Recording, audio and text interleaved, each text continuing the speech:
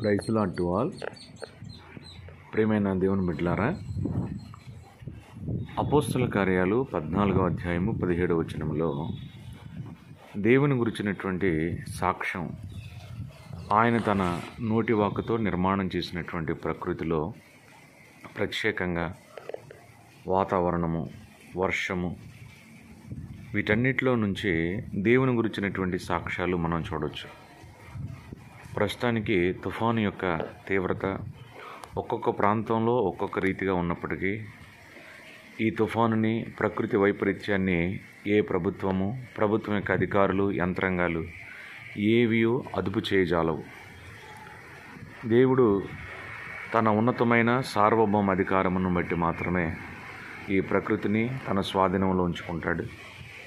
ఆయన ఎంతో ప్రేమ కలిగినవాడు, జాలి కలిగినవాడు కనుక మనము నేటికి సజీవులుగా బ్రతికి జీవించగలుగుతున్నాం. ప్రియులారా, ఈ ప్రకృతిని, సర్వసృష్టిని, మానవుణ్ణి నడిపిస్తున్నది ప్రభువైన దేవుడు. ఆయన ఉన్నవాడు, అనువాడు.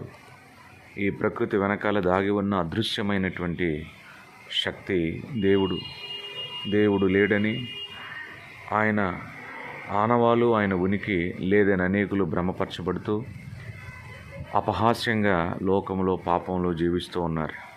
దయచేసి ఇప్పటికైనా ప్రకృతి వైపరీత్యాలని, ఆయన తన రుజువులు, గురుతులన్నిటినీ కూడా